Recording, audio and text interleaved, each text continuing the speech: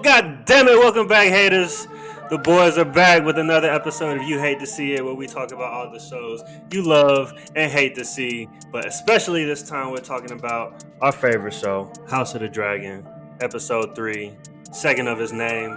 As always, I'm KP, and I got my boys with me. I got the magic man, Mikey Dimes. Mikey Dimes, what's up, everybody? I got our master of hate, D Wild. Yes, sir. Chief resident hater.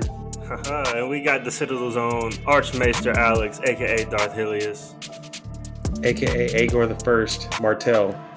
We in here. Aegor the First. This is about the fifth.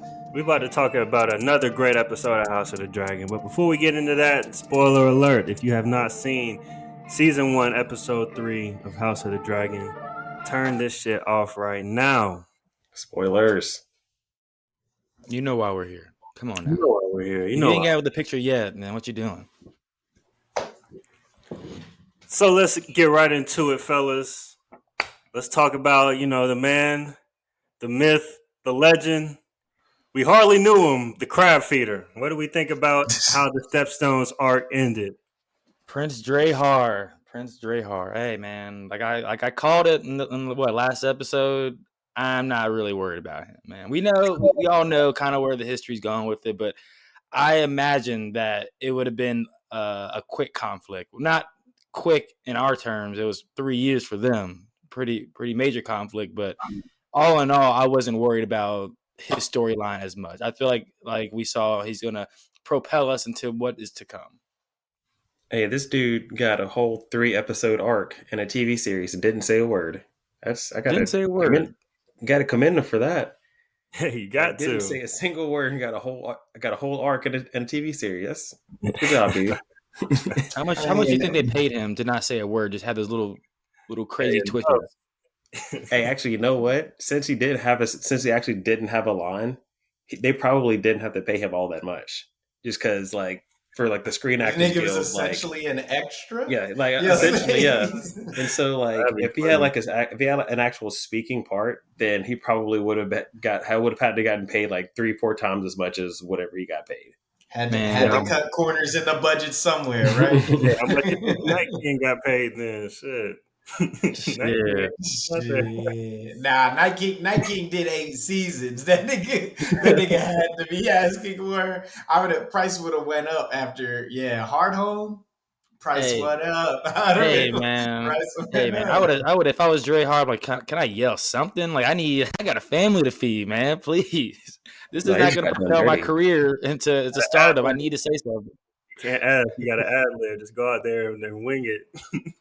Facts. You gotta need some passion cry or something. Get out there. Targaryen! You just start yelling that day. He was one ugly nigga though. I'm just going clean. Makeup department did great, but that nigga was disgusting to look at. Grayscale had that nigga fight over his life. Oh, go ahead, Mike.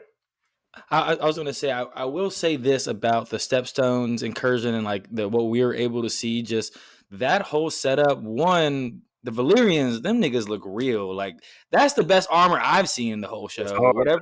Whatever Corlys was wearing, hey, that shit look hard. Vaemon, his armor was nice. Laenor, all them dudes look nice. Black man. Hey, Valyrian, they was showing off. They was like, nigga, we're rich. Them niggas, they even had it engraved on the side, the fucking shield. That blue is tough. They was fine, bro. It was good armor. So, what's his face? Prince Drahar, he must have had crazy numbers on his side, because when we saw this fight going, the Valyrians were out here just Corlys himself was taking down nigga after nigga. He was going crazy. He was taking on everybody. So they must have had crazy numbers coming out them caves, because they were just mowing dudes down this entire time until the very end when we see Daemon come out with his trophy. Hell yeah. They was getting busy, man. My man Corlys, man, washed king, still got it, The beard is gray, the locks are gray, but he's still out there thugging, Laenor out there woohoo, and on the top of the dragon. What do we think about Laenor's, playoff performance? He's a young guy, a little Jordan Poole, in the playoffs. Came Nah, through. Lanor, him. Jordan Poole, a good analogy, bro. Like just Yeah, come having on. fun, glad to be out there. Nigga's saucy, bro. He's definitely doing that shit for the hoes. Like he definitely plays better when there's a crowd, bro. Like Hey, and Lanor was hey, out there. SeaSmoke is a A1 dragon name for House Yeah, Valyrian. straight Like, up. Facts. hey, I was Top tier. bringing on SeaSmoke, White Dragon. Oh man, that shit Yeah. was fine. I did think the CGI though of Corlys riding the dragon a couple times. I was like, a little that's not. I didn't think that was up to Game of Thrones standards. I could like obviously tell. I mean, but that's just me nitpicking.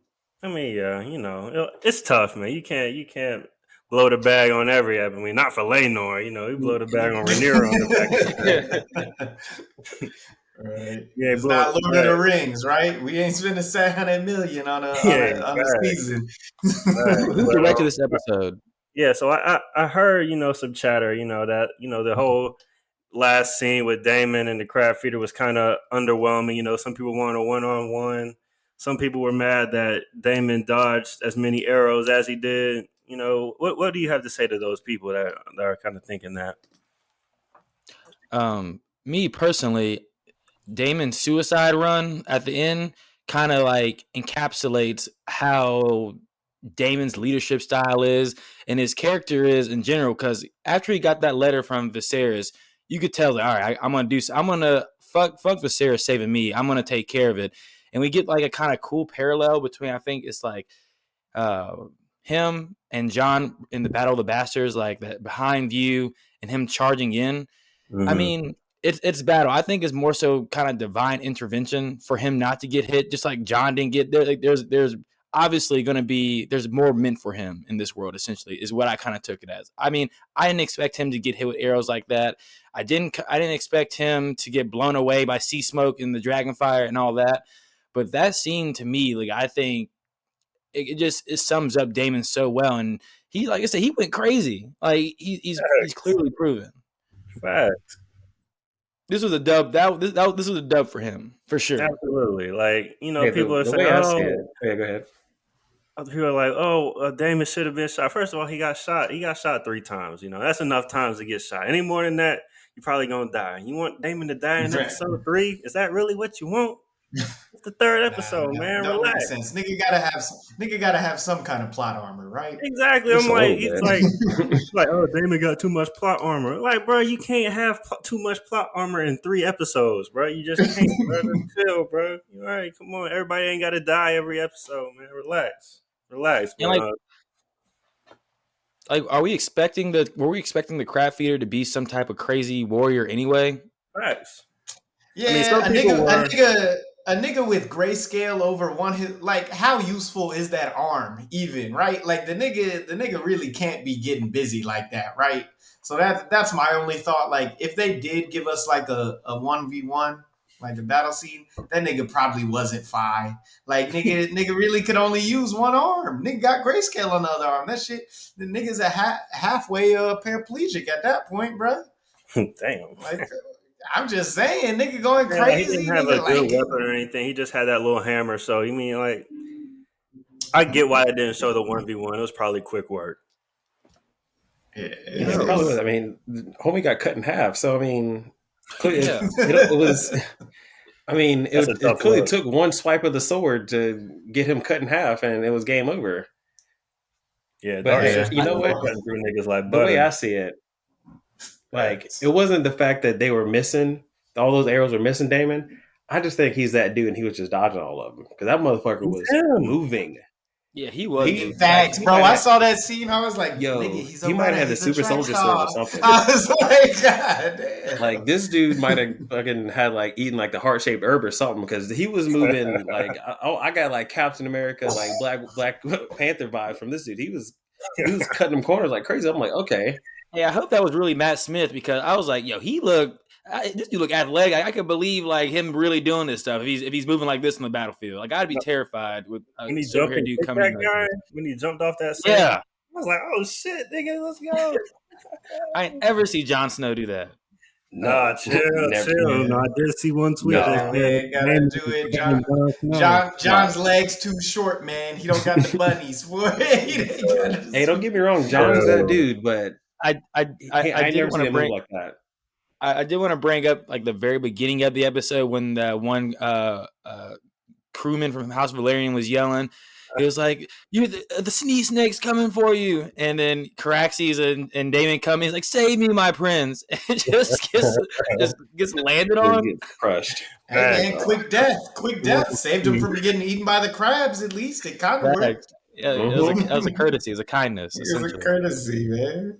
Okay. All right. So that kind of wrapped up the Stepstones art. If you were a little disappointed on how Crab Feeder went out, trust me, like you're not even gonna remember Crab Feeder. In Game of Thrones, this probably like season 1 Game of Thrones, this probably wouldn't even been shown like at all. You would have just heard about it in a Raven. So, just Fact.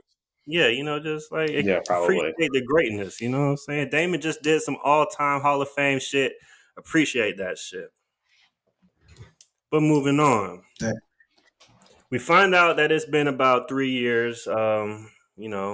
Prince Aegon has been born. It's his second name day, which is crazy. Allison is pregnant again. And, they're having Guess a what? She little about to party, a little birthday party, some snacks before they hit the road to go hunt. And we meet Tywin Lannister. How's it feel to see a Lannister back on screen, y'all? Yo, it's weird. I ain't gonna lie. see another Land. Like I was like, oh, we're like I know it's Game of Thrones, but it's almost like a different world because we haven't seen any like named like characters from the previous Game of Thrones until now. I mean, of course, we see the Targaryens all the time. I mean, it's about them, so it's not like you go around here and like, oh yeah, Targaryen this, Targaryen that. Like you just kind of know it's in the background. But like now, we're like seeing, oh, here's Tywin Lannister and Jason Lannister, and they're like making it like trying to make a name for themselves like here at court, and it's kind of surreal to hear these guys back in the picture again. I think what's kind of crazy about this episode and more so this time period is because in Game of Thrones, when we see the Lannisters, they're at the top of the food chain. They're like obviously top 3 major houses in the kingdom, and right now they're probably bottom 5 or on the outskirts trying to buy their way in because obviously the Targaryens, Valerians, the High Towers. I'm imagining how strong they hold Harrenhal. Like these houses have higher standing than the Lannisters, so it's weird to kind of see them in this dynamic.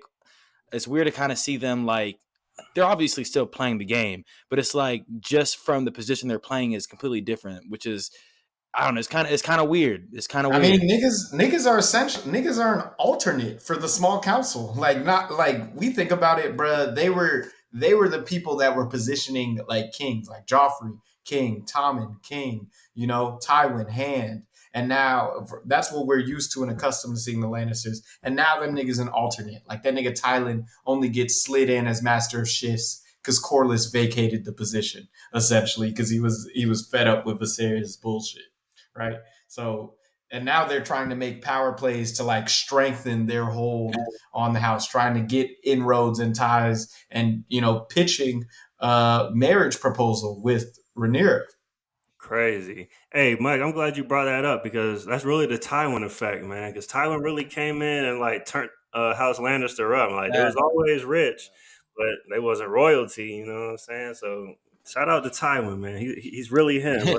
Because remember, Tywin always said my dad was like weak as fuck, and people walked over him for that and all that shit. And so Tywin really turned them around. And Tywin did it when them niggas wasn't printing money. Like them niggas are legitimately printing money right now. Niggas have like, he said they had like, hey, we've got a house that's 3 times the height of the High Tower in Old Town.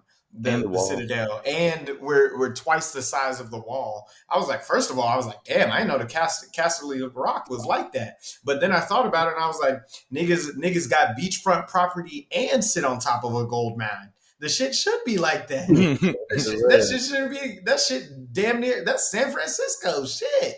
Like shit. I also thought it was cool. They kind of brought in the fact that these two are also twins. So it's like, is it like a running, I guess, It's thing with the hereditary, Lannisters genetic. that there's always twins born every other generation or something. Yeah, that's dope. That's dope. So in the little birthday party, we also see Hobart Hightower talking to his little brother Otto, and we see where Otto gets it from. Man, Hobart's like, "Hey, man, Aegon should be the king, right?" And Otto's like, "I mean, I guess." And Otto's like, "Make that nigga the king." So Yeah. we see Otto's got a little pressure from his older brother, but it's really fucked both of them, right? It has because It's Otto. always fuck Yeah, Otto, bruh. I'm not gonna lie. It's Otto all is looking disheveled as fuck. Like it's only been 3 years, but it looks like this dude looks like he's aged about 20. Like Yeah. Nigga been going through it, like he's been man. going through it. Even still, fuck that dude. But still, the change is noticeable. I think it's gonna be fuck Otto, but I think like with this episode with him, like I think he as well as Viserys possibly, they're starting to know like, all right, there is gonna be an issue at some point when it comes to the successions. Is it going to be the rightful firstborn son, or is it going to be Rhaenyra? And I think Otto wants his son, his grandson, to be king, but I think he's starting to realize how big of a problem this is going to be, which is why I think he did that marriage proposal. How about Rhaenyra just marries her 2-month-old brother, just so Nasty, just so disgusting just so work. That might be the we can prevent worst this future suggestion. war, because he's a smart man. I think this is why he's looking like this, because he knows like Yeah, when this pops off, it's gonna pop off.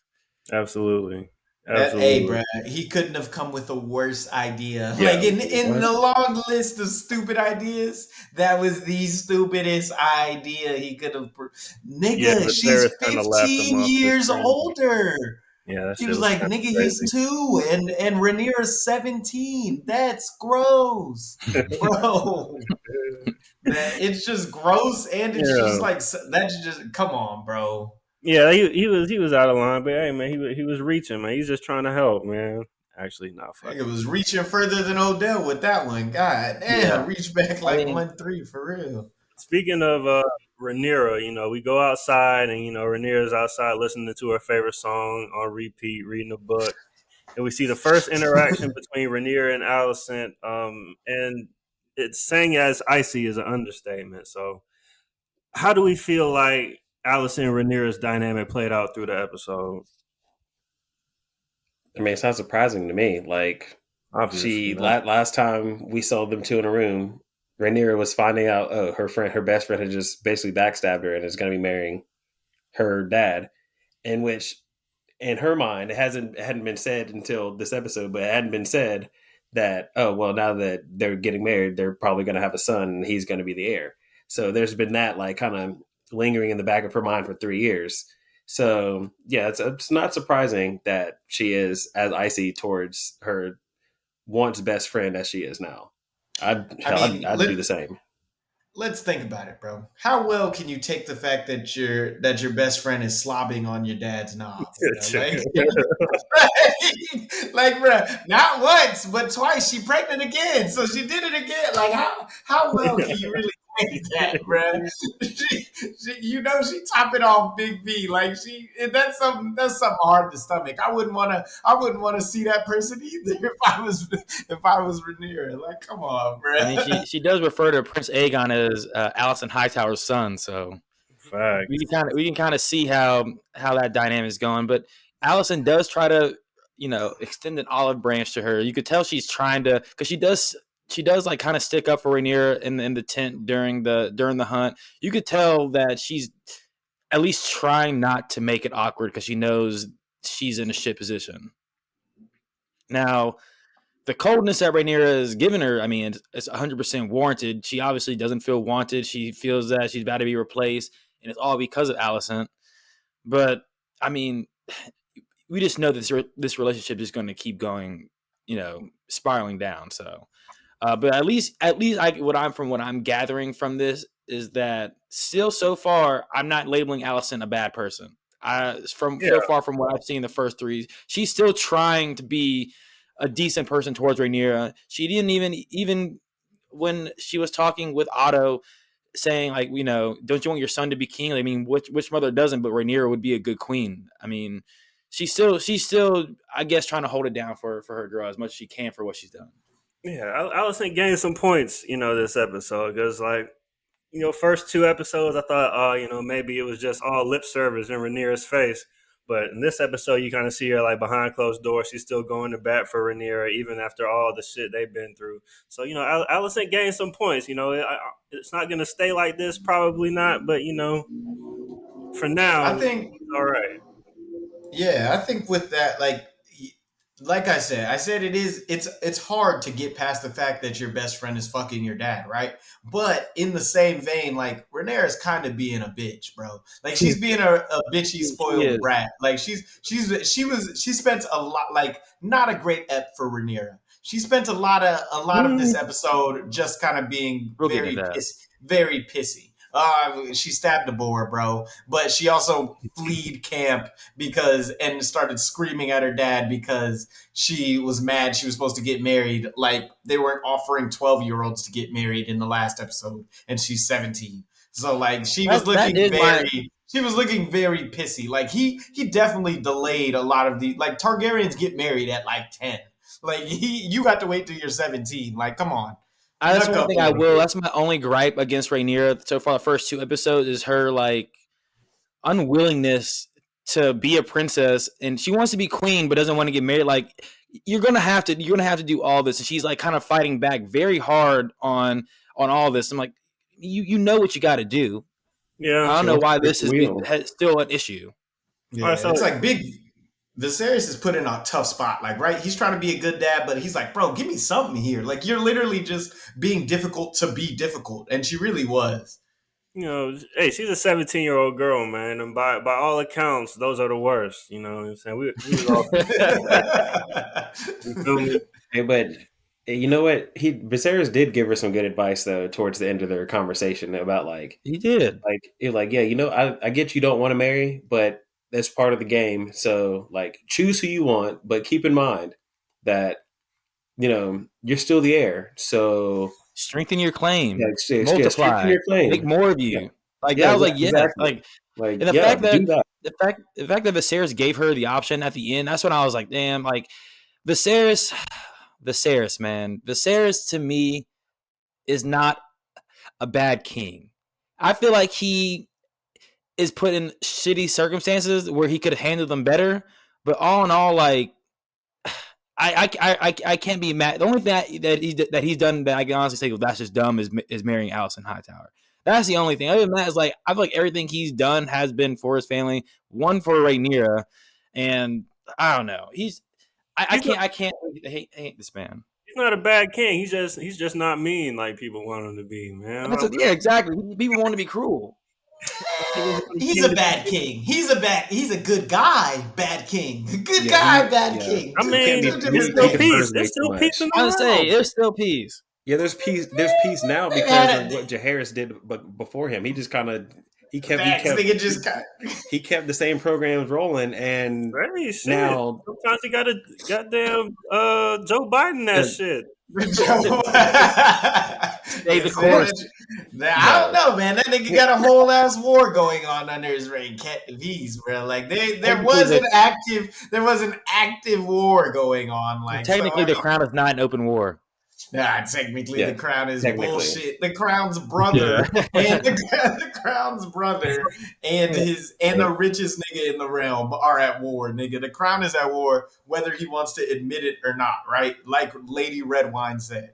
They are at war for optics sake. Like he is involved in this, and it's like he doesn't rule with a strong enough hand, right? Like niggas know that they can test him and they can push him, so they consistently do that. And that's why I'm saying, like, he can be a good guy and he's a good dad and, like, really is there for Rhaenyra. But because he's so loose with the boundaries, niggas overstep those boundaries a lot. And that's really the thing. You can't have somebody constantly checking your power as king. Like, you can't just let that shit slide all the time. I mean, that's why nigga just got drunk all that. Hey, getting drunk is lit. I don't lie. It is the definition of lit. We love a drunk king, man. Drunk kings are the best ones. Bobby B, man, bring back my nigga Bobby B. But okay, so Rhaenyra throws a hissy fit. She doesn't want to get married after Jason Lannister pulls up on her with with the hinge Worst game. lines. But, all right, Jason Lannister, man. Did y'all peep that he had like the same kind of like speech pattern as like Tyrion and Jaime and like that Lannister accent? His cadence reminded me of Tyrion a lot. Yeah, because he like say something, pause. It's like poetic almost, like pause. Yeah. But yeah, like he just kind of like talks like he reads a lot. One of them. They got that West Coast lingo, man. That's that West Coast, that's that west of Westeros lingo, man. Hey, I They fuck just with Jason cool. Lannister, man. I hope he has a decent sized role to play. They just cool, man. So we'll see. But what did y'all think like of that proposal in particular and like, other proposals? Who did you think would be a good match for Rhaenyra? No I think the comment. best one was the best possible one that was proposed was with Laenor. Like that one should have been proposed 3 years ago. If anything, like they're both around the same age. Like, I mean, if you're gonna make a Dragon Rider, and both of them are dragon riders, both of them both of them have full Valyrian blood. Like, hey, shit lines up. The shit does make sense. Laenor is the best match for sure, but I'm still under the opinion that I think Rhaenyra and Daemon would be a good match. It's still gross, Mike. Yes. no matter how many times you pitch that shit, it don't make it like at least give me a little distance. I know like Laenor and Rhaenyra are still kind of like distant cousins, but it's still more distant than fucking her uncle. Bruh, like come on. Man, you know how they get down though, man. I'm just saying. I mean, but Laenor's a rising prospect, like right? Nigga's a dragon rider. Nigga got some street cred now because he was getting busy in the Stepstones. They both got a little attitude to him. You heard Laenor call him Unc Master of Complaints. I was like, yo, is he getting too close? Is he stepping out of bounds? Like, Corliss, get your son. When you a dragon rider, you can talk to niggas however the fuck you want. Yeah, you get SeaSmoke in your ass. Yeah, bad at for Vaemon. Vaemon got dunked on by multiple niggas. Vaemon really just that one angry ass uncle, man. Like, chill, uncle. And he wrote to the king that they needed help. Nah, facts, nigga. Vaemon was dry snitching. Hey, they did need help though. Like that shit. Well, they didn't because Daemon ended it before they got there. Okay, well, here's a wild card suitor for Rhaenyra. What do we think about her and Kristen Cole's dynamic? You know what I'm saying? No. They have a great dynamic, but Kristen Cole's too lowborn. Facts. Yeah. Niggas poor. Like that sounds broke to me. He's in facts. Nigga smell like broke to me, but like Viserys said she can marry who she wanted, man. You don't think she might within reason now? Yeah, you can't marry something.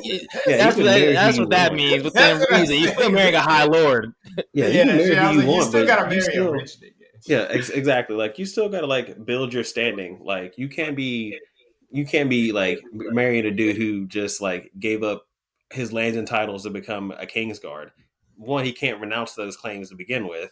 So, like, unless you're gonna, he don't got no lands and titles though. That's the thing, nigga. Ain't have shit to give up. Yeah, exactly. So I mean, he like basically like, yo, I'm coming here for free. So like no, nigga was unemployed. Nigga needed a job. She hired him. Hey, I mean, he probably be the best house husband, but that's not what she need right now. Hey, bro, like she could just keep him on the side, like a nigga. Like he clearly has experience fucking bitches. Like, hey, one thing we know about Kristen Cole, he gets bitches now. I was like, he said he was getting busy, so she could just really keep him as a side chick, bro. Like, really, I mean, it's an easy excuse. He gotta guard you all the time anyway. Easy excuse. Right, keep him on the side like Cersei. You know, Cersei had them little side cousins. Yeah, what was it? Lancel. Lancel, yeah, Lancel. I still can't believe Cersei let Euron beat. That's crazy. Yeah, that's wild. That's wild. That's Let crazy. your on be. Haven't She went seen a from single Daemon to Greyjoy Minto this whole to series. Though. I Euron. wonder when we're going to get them. Hopefully Hey, never, good. man. Yeah. Oh, yeah, we got real fleets in here. The Red Wine fleet, the Lannister fleet, Hey. the Valerian fleet. Let's get real fleets, not the Greyjoys, bro. All right, so since we didn't like Rhaenyra and Kristen together, whatever, poo on that.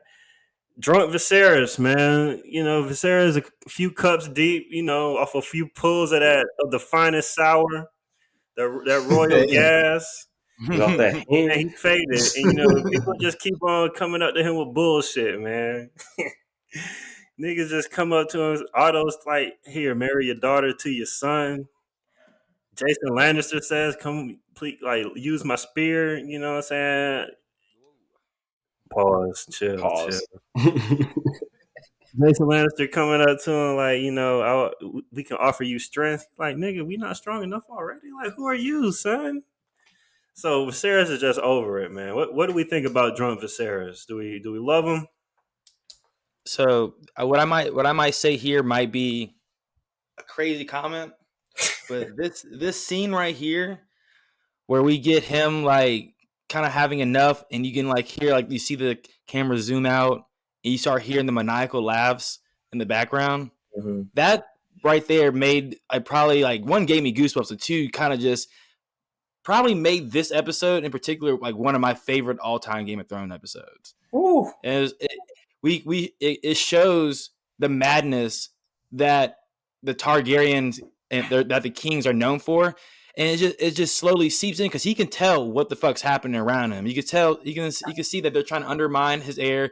That people are playing games to get ahead, and it just shows the more he drinks, the crazier he starts to think. He's already having crazy dreams, and it's just like when I saw that scene, it literally gave me chills. Like this is the fate of every king that's going to come from this line. It's going to be inevitable that they have that flip. Yeah. I loved it. But drunk Viserys, hey, you got a backbone when he's drunk, man. You got a little bit of backbone. He might be off the nigga said he was seeing shit. That nigga might be off the shrooms, man. Might have spiked that drink. I'm just saying, bro. Nigga was out there saying I'm seeing shit in the fire, bro. Nah, he been Nigga was having something else in that drink, bro. They might have slipped him a little molly water or something. So the vision that Viserys said he had, it was he gave birth to his firstborn heir wearing a conqueror's crown. The conqueror's crown. Is it? Mm-hmm. Yeah. Said, when he said that, does that mean he was wearing the crown of Aegon the Conqueror, or was he wearing the crown of the High Towers? And that means they're there to usurp his kingdom. I assume he meant the Aegon's crown, like the ruby one. Okay. Yeah, okay. The High Towers got a crown?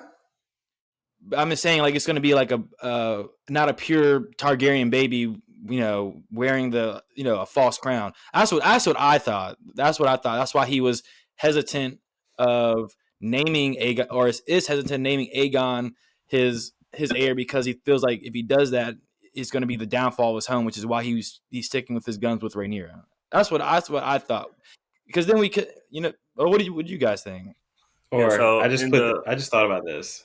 All right, go ahead, KP. Go ahead. I'm still putting my thought together. I was watching the inside the episode thing, and so you know how like Viserys is like really into like prophecy and like omens and stuff like that. So whenever the Otto's coming up to him like, oh, the White Hart, on Aegon's name day, that's like a big deal. So like Viserys, I really took that to heart and was like, oh shit, like did I fuck up? Like because like if we get this White Hart, then shit, like that means I should choose Aegon, right? So he's been like drinking, he's hella conflicted, like thinking like, oh, I made the wrong choice, and that's what he's talking to Allison about. And so when they get to the next morning and it's not the white stag, it's like brown. The brown one. Yeah, he's like relieved because like he feels like he made the right choice then. Yeah. So that's what I thought. I thought that shit was like super dope. Like that shit. Like Viserys was already like a really good character, and I thought Paddy Considine was doing a great job. But like this really took him to a different level. Like just kind of see him like vulnerable and break down like to Allison about like how he like truly feels guilty about his wife and shit like that. Like that shit was like really, really, really fucking good characterization. So I love that scene. That was probably one of my favorite scene in the whole episode. Facts. I watched that same behind the episode, and they were saying like he was relieved because during this whole trip he was conflicted, thinking, all right, everyone's saying this omen, they're getting a the symbolism of royalty before the dragon was in Westeros, and the whole time ends up being a brown stag, and then on the opposite end we get Rhaenyra's dub because who does the white stag show up for? Yep. Symbolizes she's the true heir. She's the one you rock with. That's why I still think Rhaenyra had to come out with a dub, because if anything, we got the omen of who's really supposed to sit on the throne after Viserys is gone.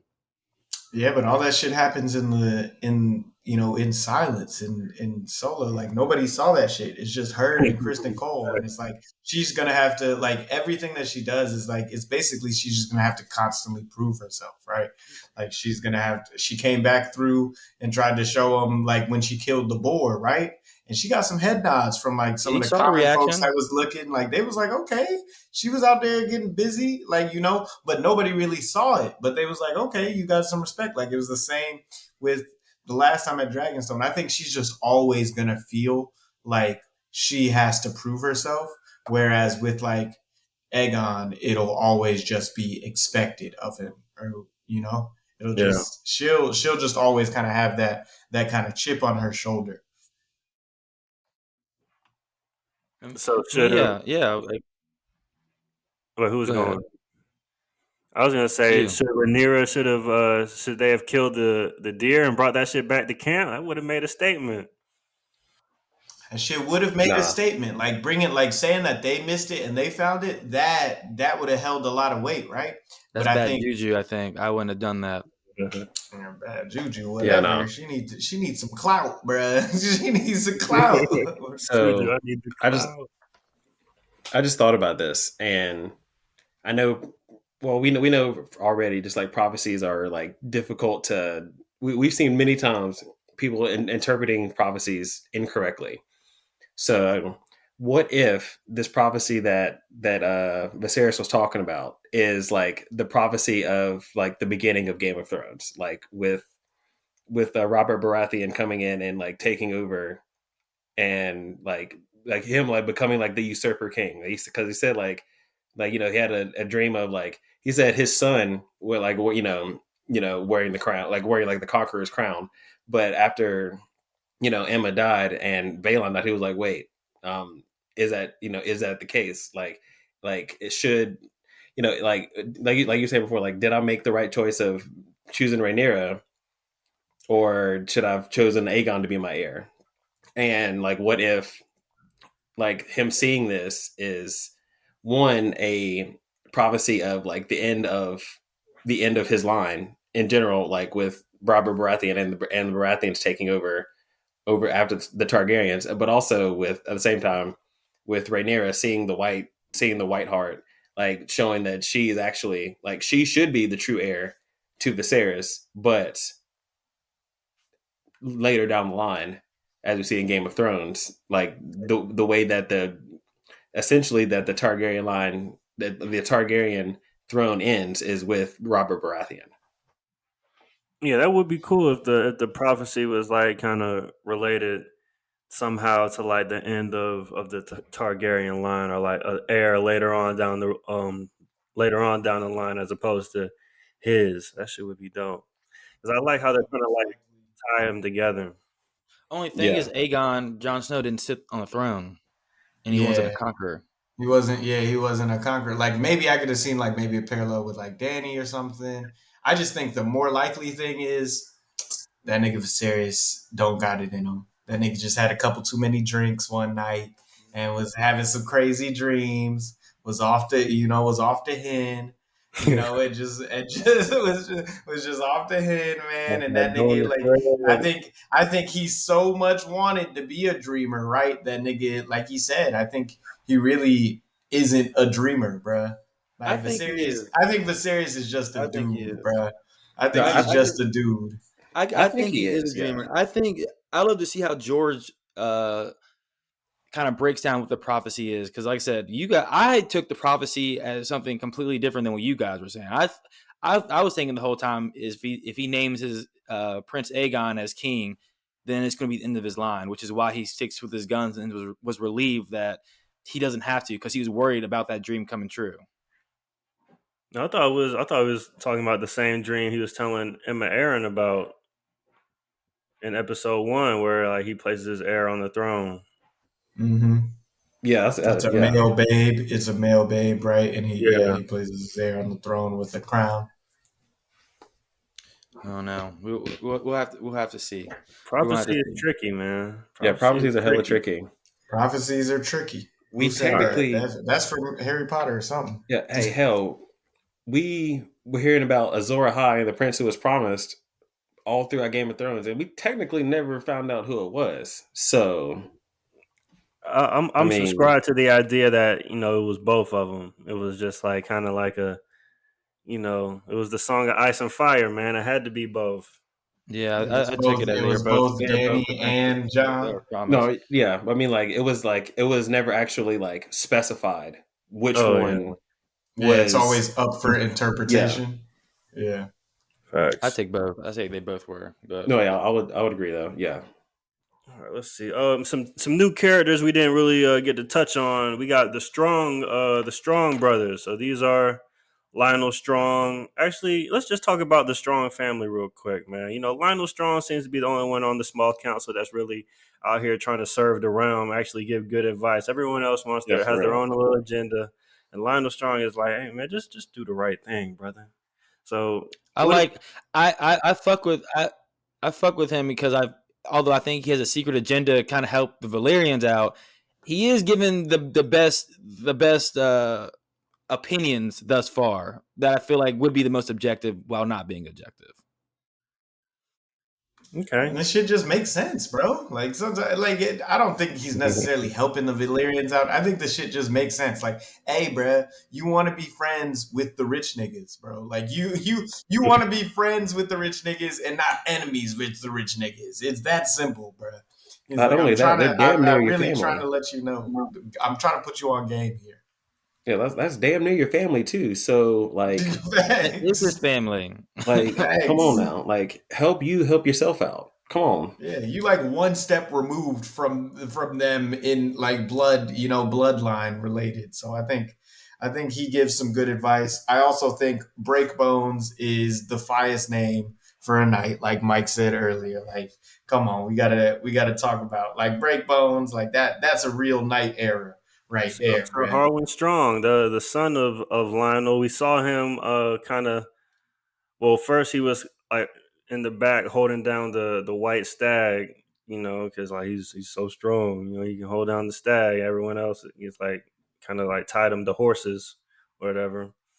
And then we see him when Rhaenyra walks back into camp, and he's giving her that love. Oh, damn, she kind of fine. Look, you know what I'm saying? He like a woman with some blood in her hair, I guess. And then we meet his brother Laris, and Laris has like kind of like a fucked up foot. He can't really walk like Clubfoot. Laris the club foot, and he's sitting with the ladies, getting the tea. So if you're looking for like your schemer, your plotter, your kind of like sneaky motherfucker, that's the guy to watch out for going forward. That's a little tip. Well, I believe I'm almost positive he's going to be Master of Whispers at some point. Uh, Yeah, nigga keeping his ears to the streets for sure. but this has to be said though. How strong does hold Harrenhal, and we know what happens when you got Harrenhal. So I wonder when we're Yeah, going to see the end of the yeah. It's only Strongs. a matter of time before they fall in the It has to ruin. be It has to be within the next couple years. Harrenhal is cursed. So yeah, hey, let's see, man. Let's just see. All right, so looking Hey, I ahead. hate hearing that. Looking ahead, it looks like we're getting some gossip and some drama next episode. Do we have any thoughts, any predictions going forward?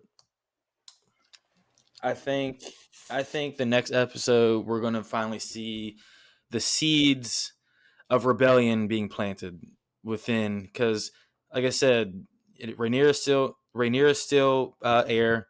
Daemon's coming back as a king essentially, and you still have the firstborn Prince Aegon. So it's gonna be like Love Island or Bachelor for the heir. You know what I mean? It's just gonna be a bunch of drama of what can happen, what could possibly happen. I can't wait to see the Viserys and Daemon being reunited as they greet each other as two kings. See how that goes over. Absolutely. Yeah, I think I'm still counting on I got man Viserys on death watch, man. That nigga on death row, bruh. Nigga down. So I amended my prediction from episode 3 to episode 5, and I'm gonna stick to it, man. That nigga not looking too good. Niggas having hell of a hangover and missing multiple fingers, bruh. I guess the maggots ain't work out, bruh. I really got him on pack watch, bruh. So You know? you think he's gonna die this episode? Nah, not next. I give him till end of episode 5. Penultimate. I think, like Mike said, the rebellion's gonna kick off, and then it's really gonna go full throttle because that nigga's gonna kick the bucket in episode 5. Hey, I think we're all surprised he's lasted this long, though. I definitely thought That's what I was saying. Like, bro, nigga's been holding on, but nigga is breaking down. Like we said, he's supposed to be 30. That nigga is struggling, bro. That nigga, he was looking like he was down bad this ep. Nigga couldn't stab a deer that was being held by 4 horses. Like, bruh, and he missing multiple fingers Yeah, right. to the rock, bruh. He don't want to be out there, man. Yeah, it's rap. Yeah, he don't want to be out there. It's a rap for Viserys. It's the clock is ticking.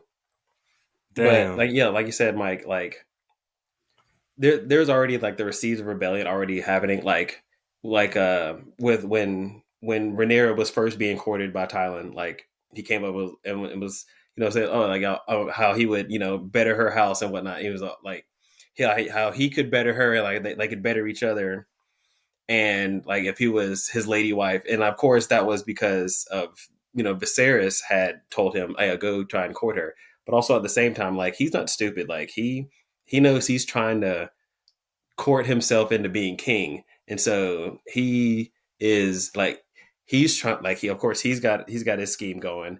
Rhaenyra was just told by Viserys, "Hey, like strengthen your claim, like multiply, like get out there." So she's working on scheming. Of course, Daemon's coming back. He's bathed himself in glory. Now he's coming back as a makeshift king himself, and he talking about how he's been saying he's the heir. And of course, you got Corlys, who has been slighted up and down for these first 3 episodes. How he feels like either him or someone from his family should be king. That's also, we haven't seen Rhaenys in a little while, but let's not forget that she's also been holding this grudge in the back of her head for decades. So she's got her plans of trying to figure something out. Also, Otto Hightower, he's got like 16 different schemes going on in his head, trying to figure out what's going on. Grimy nigga, man. Grimy nigga. Like it's a bit like it's about to come to a head. Like when Daemon comes back and he starts talking his shit, that's when everything's going to start coming to a head. I'm like, okay, now we're actually in the nitty gritty. Like I'm not sure what's going to happen, but I'm going to make my one prediction that I will make is that we will have a similar type episode, either this episode or the next episode, as season 1, episode 6, when the beggar king Viserys got his head melted by gold. Like we're about to get some shit like that coming up here soon. I don't know who's going to get their head melted. I don't know where it's coming from, but like somebody's about to get done dirty. That man's predicting Dirty. fireworks. Okay. Yeah. Okay. All right. So after the episode thing, they said this episode was kind of like the end of childhood, signified the end of childhood for Daemon and Rhaenyra, like as far as like being done with like childish shit.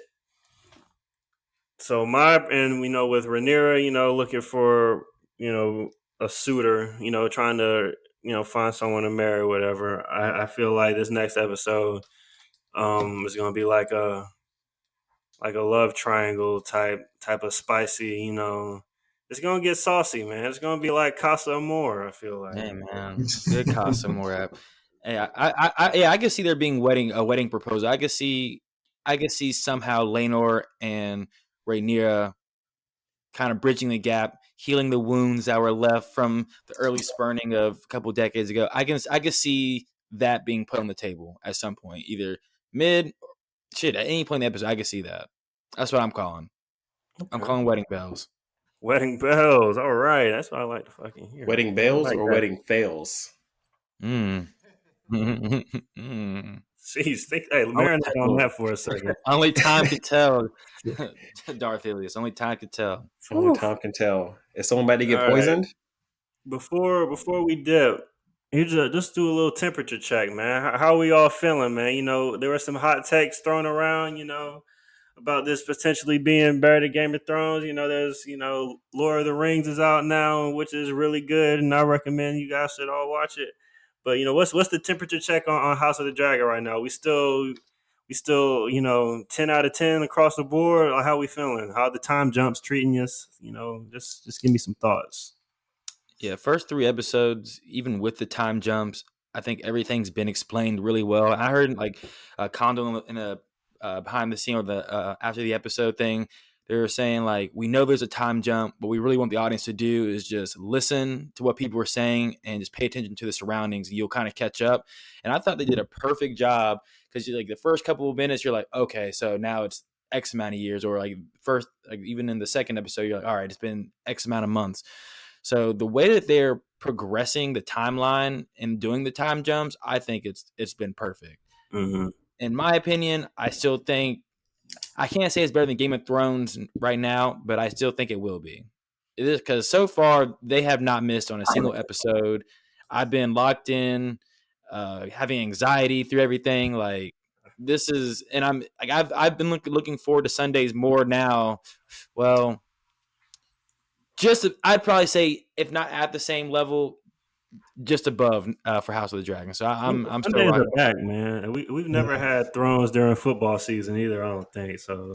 Sundays are Yeah, I officially think back. that's. This shit, It this was shit. usually like spring. They used to drop them in Yeah. like Yeah. March, Mhm. April time frame, right? So I think it's been good to have a lot of shit to look forward to on Sundays. But I think one thing that is different and that I kind of enjoy is like this version of House of the Dragon compared to Thrones is they're really cutting through and like getting to the meat.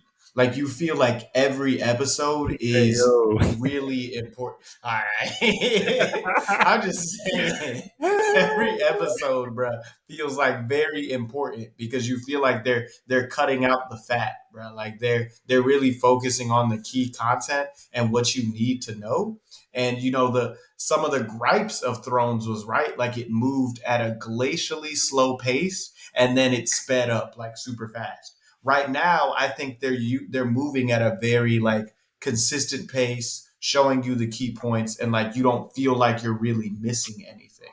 So I Mm. think I really enjoyed, even with the time jumps, I really just enjoyed the pacing of the show, um, more so than Thrones at some points. Yeah, like I agree with you. It's at least for me, it's weird. It's because it feels like we're moving at a super duper slow pace, but also at the same time with the time skips and the time jumps, everything's moving very fast. So it's almost like we're taking large leaps in time, but also at the same time on the scenes where we're like really focused on like what's happening, like we're getting so much information that it's almost overwhelming to a point. Which I personally I love it. Like I'm here for like because we need all this information, all this backstory to get us to the point where when we get to the penultimate episode, like I'm not saying that we are going to get a Battle of Blackwater or a Battle of the Bastards, or Watchers on the Wall right off the bat, in the first season. But I mean, like we're building up to that, and it feels really good. Like it feels like just being like back in it. Like what you get like Sundays are like we're back. I'm like looking forward to every Sunday. Like damn, Mhm. it's Thrones night. Like we're back into it. And I mean, if we got like a it, Stepstones at episode 3, right? Like, if we got an arc that kind of, I think it compares to like Loot Train esque, like yeah, in terms of a kind of battle, Yeah. you know, like yeah, and like like that speaks for to it. me, I'm loving every moment of this. I'm loving every bit of this. I'm still waiting for there was all like everyone has that moment in season 1 of the Game of Thrones where Oh yeah, what you mean? it just fucking it clicks and like I'm fully locked in. This is 10 out of 10. I don't care what you say. This is it. For me, it was season 1, episode 6, A Golden Crown, when Viserys got that gold poured on his head, and Drogo was like, yeah, you know what? I'm gonna take you and all my people across the 7 seas, across the seas over to Westeros, and we're gonna take Bought that shit into over that there. shit. Like he was like, yeah, we Then he got this. Like then he died like the next episode. he was like, y'all trying to come out. He did though. Shit. That's true. But he's like, y'all trying to come after me and mine? Nah, cuz. Okay, I'm about to burn the whole world down. Check my swag. And if he didn't get poisoned, hey, he might have. But Hey, like, Dan. I'm still waiting for that A Golden Crown episode. Like once we get there, yes, that's then we're cooking with wildfire and you ain't stopping it. Yeah, man. So like the time jumps, man, like they're really doing like as good a job as you can, like trying to fit like 10 years worth of conflict into however many episodes are going to be before like the main time jump when we get the adult versions in. But one thing I will say is like this kid version of like Rhaenyra and Alicent, it's gonna end up feeling like a prequel to like when the show like settles down with the adult actors, then you're gonna get back into that slow pace, like maybe where like a day or like a week or two passes like at one time, like between each episode. But until then, they're just kind of like showing us like everything we need to know to like kind of understand like who these people are and like how they feel about each other before we kind of get to like the real deal, you know. So I think they're doing an amazing job, you know. Like they're not holding hands, they're just like, you guys are big kids, figure this shit out, you know. They're just showing the shit. So yeah, man, like I'm loving every second. You know, I'm super locked in. I'm looking up, I'm reading everything. I'm looking up all the videos, man. I'm looking at Alt Shift X, man. Like we're back, we're back. So only 3 episodes in, but I think it's safe to say that Thrones is back, man. Hey man, it's good to be here. It's good to Thrones talk is back. the greatest show that ever was and or will be with you guys. So I'm looking forward next week. Hell yeah. But hey, y'all check out that Reigns of Power though. That shit's good, bro. Hey man, this is a Thrones podcast. Keep that ring shit Keep on that- another channel. keep that. All right. You heard them, haters. Take that ring shit to another channel. But until then, keep it locked for more House of the Dragon stuff. As always, I'm KP. Mikey Dimes. D-Wild. Agor. Until next week, keep on hating, keep on loving, keep on seeing. Peace out. Peace.